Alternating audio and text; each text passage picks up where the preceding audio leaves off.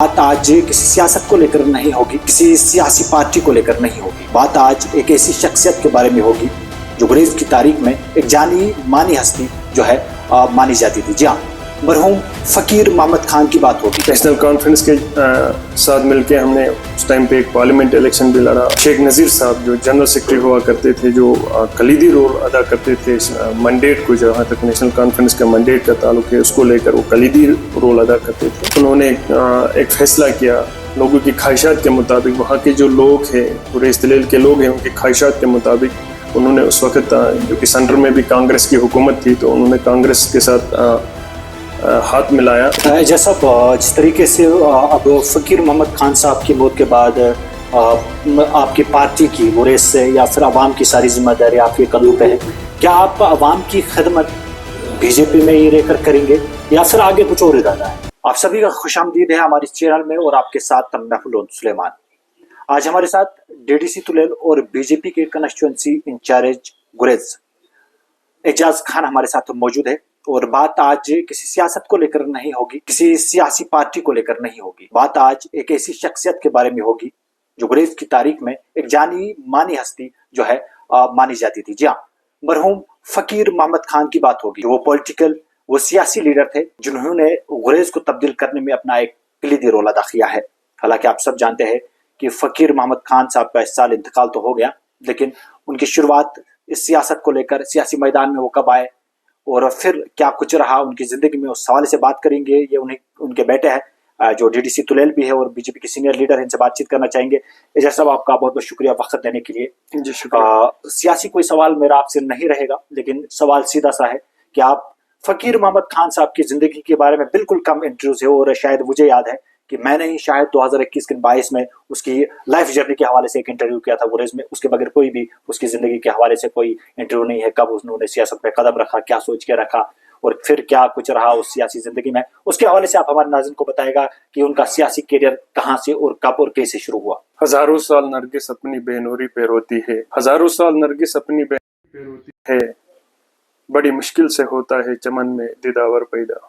मेरे वालिद जनाब फकीर मोहम्मद खान साहब, उनका जो सियासी करियर रहा है, उन्होंने अपने सियासी करियर में बहुत उतार चढ़ाव देखे। वो एजुकेशन डिपार्टमेंट में बहसीत एक उस्ताद वो तैनात रहे।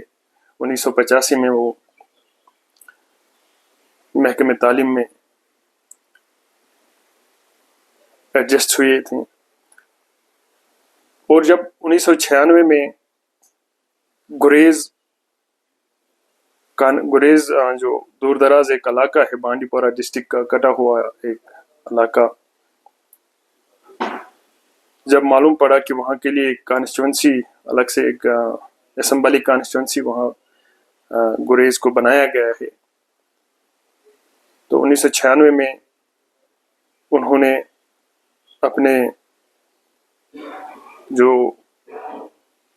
एजुकेशन डिपार्टमेंट में जो उनका करियर था, एजुकेशन डिपार्टमेंट में जो बहस थे वो उस्ताद वो अपने फराइज अंजाम दे रहे थे, उसे उसने सबकदोशी का फैसला किया और उन्होंने सियासत में अपना कदम रखा। उसके बाद 1996 में उन्होंने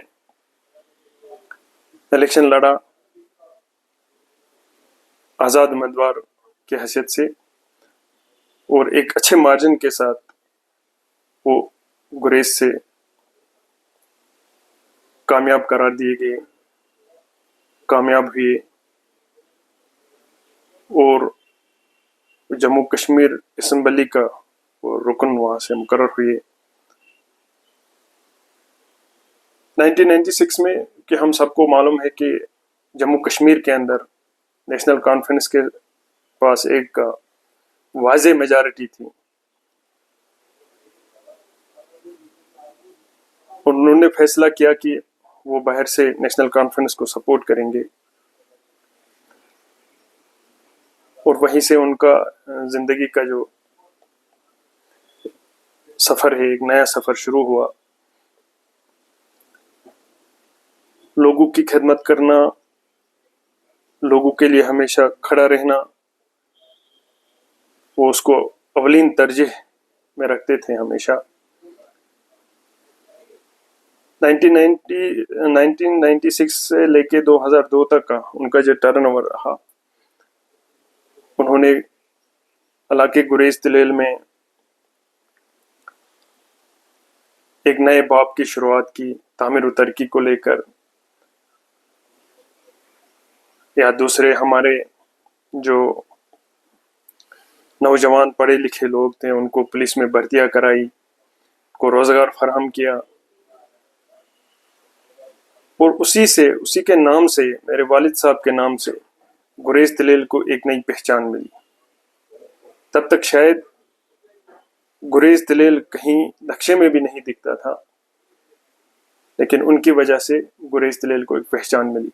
और जहां तक सियासी उनका जो कैरियर की वहीं से शुरुआत थी, तो नेशनल कॉन्फ्रेंस के साथ जुड़ के उन्होंने नेशनल कॉन्फ्रेंस की पहचान लोगों में वहां पे कराई। नेशनल कॉन्फ्रेंस के साथ मिलके हमने उस टाइम पे एक पार्लियामेंट इलेक्शन भी लड़ा। उसमें भी हमने वहाँ पे अक्सरियत से वहाँ पे वोट जो है नेशनल कॉन्फ्रेंस को पड़े, उनकी डायरेक्शन इसके मुताबिक। तो नेशनल कॉन्फ्रेंस की अगर बुनियाद किसी ने रखी थी गुरेज में, वो मेरे वालिद साहब ने रखी थी। हालांकि फिर 2002 के नज़दीक आते आते, इलेक्शन 2002 असेंबली इलेक्शन नज़दीक आते आते, उनका पार्टी क़यादत के साथ, जो नेशनल कॉन्फ्रेंस की क़यादत थी, खासकर मरहूम शेख नज़ीर साहब जो जनरल सेक्रेटरी हुआ करते थे, जो कलीदी रोल अदा करते थे मैंडेट को, जहाँ तक नेशनल कॉन्फ्रेंस का मैंडेट का ताल्लुक है, उसको लेकर वो कलीदी रोल अदा करते थे। तो उनका बड़ा उनके साथ कुछ रिफ्ट रहे, कुछ इख्तलाफात रहे। तो उसके बाद जो मैंडेट था, जो नेशनल कॉन्फ्रेंस की टिकट थी 2002 में, उनको नहीं मिली। और वहाँ से उन्होंने फिर फैसला किया आज़ाद उम्मीदवार इलेक्शन लड़ने का। 2002 में भी हम आज़ाद उम्मीदवार की हैसियत से वहाँ से लड़े। मेरे वालिद साहब ने इलेक्शन कंटेस्ट किया। 2002 में हम तकरीबन 1200-1300 वोटों के मार्जिन से हम पीछे रहे। इजाज़ साहब, एक अहम सवाल आपसे जानने की कोशिश करूंगा। मरहूम फकीर मोहम्मद खान ने कश्मीर की टॉप, जो तब की टॉप रीजनल पार्टीज थी, उनको गुरेज से रिप्रेजेंट किया है, चाहे कांग्रेस हो या फिर एनसी हो या फिर पीडीपी हो। भले फकीर मोहम्मद खान जीत दर्ज न कर पाए, तो लेकिन लोगों की फलाह व बहबूद के लिए जो काम बनते थे वो किए। ऐसा लोगों का कहना है। क्या वाकई में उन्होंने लोगों के शाना बशाना चलकर उनके वो काम किए इन तीनों पार्टीज में शमूलियत के बाद भी, या हारने के बाद भी? देखिए, 2002 में जब इलेक्शन हारा, उसके बाद उन्होंने एक फैसला किया लोगों की ख्वाहिशात के मुताबिक। वहाँ के जो लोग हैं, गुरेज दिलेल के लोग हैं, उनकी ख्वाहिशात के मुताबिक उन्होंने उस वक्त, जो कि सेंटर में भी कांग्रेस की हुकूमत थी, तो उन्होंने कांग्रेस के साथ हाथ मिलाया। इसमें उनको कांग्रेस में ज्वाइन कराने के पीछे सबसे जो बड़ा हाथ था वो गुलाम नबी आज़ाद साहब का था। और उन्होंने उनसे बहुत वादे किए थे मेरे वालिद साहब के साथ कि मैं आपको चेयरमैन बनाऊंगा या मैं आपको एमएलसी बनाऊंगा। तो कांग्रेस के साथ हमने बहुत टाइम निकाला। गुरेज दिलेल में कांग्रेस की भी हमने बुनियाद रखी थी। वहाँ पे कांग्रेस ने 2002 में वहाँ से सिर्फ 100 वोट लिए थे, लेकिन हमने 2008 का वोट था, हम सिर्फ 732 वोटों के मार्जिन से हम पीछे रहे थे 2008 इलेक्शन में। उसके बाद जब 2014 इलेक्शन हमने कांग्रेस की टिकट पे लड़ा, तो हमें सिर्फ 142 वोट्स जो है वहाँ से कम पड़ गए थे। तो मेरे वालिद साहब इस बीच बिल्कुल डटे रहे, लोगों की खिदमत करते रहे। इस बीच उन्होंने उनके हाथ में जितना भी था दिलेल गुरेज को लेकर, उन्होंने मरकज़ के साथ राब्ता बनाए रखा। वहाँ के लिए जो डेवलपमेंट में जो ज़्यादातर हमारा एजुकेशन सेक्टर पीछे था, वहाँ के लिए गुरेज के लिए कॉलेज लाया, सीआरपीएफ भर्ती करवाई, और बहुत सारे ऐसे काम थे जो میرے والد صاحب نے وہاں پہ ہارنے کے باوجود وہاں کے لوگوں کے لیے کی، اور جو سب ڈویژن اس وقت ہے گریز، اس کو بھی لانے میں صرف اور صرف میرے والد صاحب کا ہاتھ ہے۔ اس کے بعد جب 2014 تک ہم انتظار کرتے رہے، کانگریس پارٹی کی طرف سے بالکل بھی سپورٹ نہیں ملا، اور خاص کر ہمیں گلا رہا غلام نبی آزاد صاحب سے، انہیں بھی گلا رہا، اور مجھے بھی اور ہم سب کو، جو بھی پارٹی ہمارے گریز دلیل کے تھے، ان سب کو یہی گلا رہا کہ کانگریس نے بہت زیادہ بے وفائی گریز دلیل کے لوگوں کے ساتھ کی۔ گریز میں، جیسے میں نے پہلے بھی کہا کہ گریز میں ہم نے کانگریس کو کھڑا کیا تھا، گریز میں ہم نے کانگریس کی ایک اچھی بنیاد رکھی تھی، لیکن پارٹی کا سپورٹ بالکل نہ ہونے کی وجہ سے ہم ہارے۔ اس دوران جب ان کو موقع ملا تھا غلام نبی آزاد صاحب کو، تو اس دوران انہوں نے یہاں پہ ایسے لوگوں کو MLCs بنائے جن کی کوئی پولیٹیکل بنیاد ہی نہیں تھی، ایسے لوگوں کو انہوں نے آگے کیا۔ جب یہاں پہ کانگریس کی حکومت تھی، سینٹر میں بھی کانگریس کی حکومت تھی، لیکن اس کے باوجود ہم کانگریس کے ساتھ جڑے رہے، کافی مسائل اس بیچ رہے، لیکن میرے والد صاحب تھے، وہ ایک مضبوط انسان تھے، وہ اپنے ارادے کے بالکل پختہ تھے، وہ اس پہ ڈٹے رہے۔ اس دوران جو ایک بڑا رفٹ رہا یہاں پہ کانگریس میں گروپزم کا، جس میں سوز صاحب کا گروپ الگ تھا اور آزاد صاحب کا گروپ الگ تھا، اس کلیش میں زیادہ تر نقصان جو ہے وہ یہاں پہ کانگریس کو ہوا، اور آج آپ دیکھ رہے ہیں کہ کانگریس یہاں پہ بالکل آخری سانسیں لے رہی ہے، جموں کشمیر کے اندر بھی۔ تو اس کے علاوہ جو 2014 کے بعد ایسے سیاسی صورتحال بن گئی کہ ہمارے جتنے بھی ورکر تھے گریز دلیل میں، انہوں نے صاف طور پر کہا میرے والد صاحب سے کہ آپ کانگریس کو چھوڑ دیجئے ورنہ ہم آپ کو چھوڑ دیں گے۔ پھر اس کے بعد انہوں نے PDP بالکل اس کے بعد یہاں پہ PDP کی حکومت تھی، PDP کے ساتھ ہاتھ ملایا۔ PDP کے ساتھ جڑنے کے بعد بھی اور اس نے مضبوطی کے ساتھ وہاں کے لوگوں کے لیے کام کیا، اور PDP نے جو وعدے اس کے ساتھ کیے تھے ان وعدوں کے ساتھ اس نے بالکل وفا کیا۔ میرے والد صاحب کو انہوں نے JK منرلز کا وائس چیئر پرسن بھی بنایا تھا، تو سب کچھ ٹھیک ٹھاک چل رہا تھا، لیکن اچانک سے جو حالات بن گئے، جی بالکل یہاں پہ حکومت ہی نہیں رہی، اور اس کے بعد PDP میں ایک ایسا ڈکلائن آیا، ایک ایسی سونامی آئی جس میں PDP بالکل یہاں پہ وہ جو ہے آخری سانسیں لے رہی تھی، PDP بالکل ختم ہو چکی تھی یہاں پہ۔ اس کے بعد ایک ریزائن کرنا پڑا PDP سے، تو اس کے بعد لوگوں سے، ورکروں کے ساتھ مشورہ کر کے میرے والد صاحب نے یہ ڈیسیجن لیا کہ لوگوں کی بہتری کے لیے، وہاں کے جو غریب لوگ ہیں جنہوں نے سٹرگل کیا ہے، وہ ہر ایک سیکٹر میں آج تک سٹرگل کرتے آئے ہیں، ان کی بہتری کے لیے انہوں نے ارادہ کیا اور مشورہ کیا، ہم سب نے مل کے مشورہ کیا کہ ہم بھارتیہ جنتا پارٹی کے ساتھ اپنا ہاتھ ملائیں گے، اور تب سے لے کے الحمدللہ ہم نے بھارتیہ جنتا پارٹی کے منڈیٹ پہ وہاں سے الیکشن لڑا گریز دلیل سے۔ اس سے پہلے میں نے DDC کا الیکشن دلیل سے BJP کے سیمبل پہ ہی جیتا، پورے نارتھ کشمیر میں واحد کیسا کینڈیڈیٹ تھا جس نے BJP کے ٹکٹ پہ میں نے جیتا۔ اور اس کے علاوہ جب ہم نے اسمبلی کا الیکشن ہم نے وہاں سے لڑا، تو اسمبلی کے الیکشن میں بھی ہم 1000 ووٹ کے مارجن سے پیچھے رہے، لیکن پورے کشمیر کے اندر میرے والد صاحب واحد کینڈیڈیٹ تھے BJP کے جو بالکل اتنے نیرو مارجن سے وہاں پہ الیکشن ہارے۔ تو ایک بہت بڑی شخصیت کے وہ مالک تھے، چاہے ان کا سیاسی کیریئر ہو یا بطور ایک استاد انہوں نے جس طریقے سے خدمات انجام دیا سوسائٹی کے لیے، اپنے لوگوں کے لیے، وہ بالکل ناقابل فراموش ہے۔ لوگ ہمیشہ ان کو یاد کرتے رہیں گے، اور ان کا جو مشن ہے، ہم سب نے ارادہ کیا، ہم سب مل کر اس کے مشن کو آگے بڑھائیں گے، لوگوں کی بہتری کے لیے کام کریں گے۔ آج بھلے ہی وہ ہمارے بیچ میں نہیں ہے، لیکن ان کے سکھائے ہوئے جو راستے ہیں، ان کے سکھائے ہوئے جو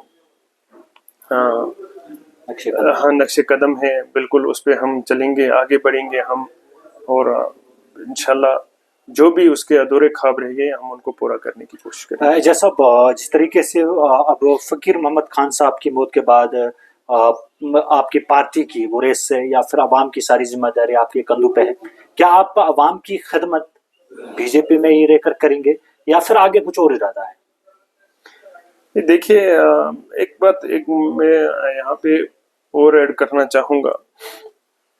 سب سے پہلے جو میرے والد صاحب کا جو بھی ڈیسیجن ہوتا تھا وہ ہمیشہ سے ہی عوام دوست رہا ہے. پرو پیپل جو ڈیسیجن لیتے تھے جس سے لوگوں کو فائدہ ہو, جس سے غریب لوگوں کو, عام لوگوں کو فائدہ ہو.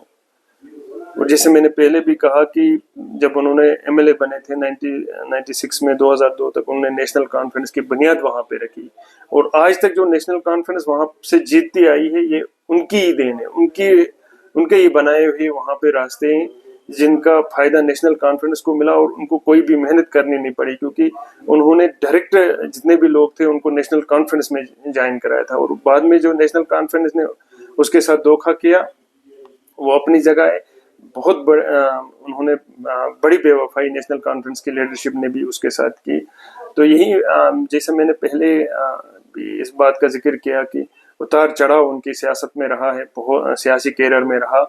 اور جہاں تک اب یہاں سے آگے کا تعلق ہے, دیکھیے سب سے پہلے تو میں پراؤڈ فیل کرتا ہوں کہ ہم بھارتیہ جنتا پارٹی کا حصہ ہے. بھارتیہ جنتا پارٹی ایک ایسی پارٹی ہے جو پورے ورلڈ کی سب سے بڑی لارجسٹ پولیٹیکل پارٹی ہے, اور اس پارٹی میں رہ کر میرے والد صاحب نے ایک نئے گریز دلیل کی بنیاد رکھی ہے, اور نئے گریز دلیل کا انہوں نے خواب دیکھا ہے. اسی خواب کو میں آگے لے کے چلوں گا. پارٹی ہماری یہی ہے اور انشاءاللہ یہی رہے گی ہماری پارٹی.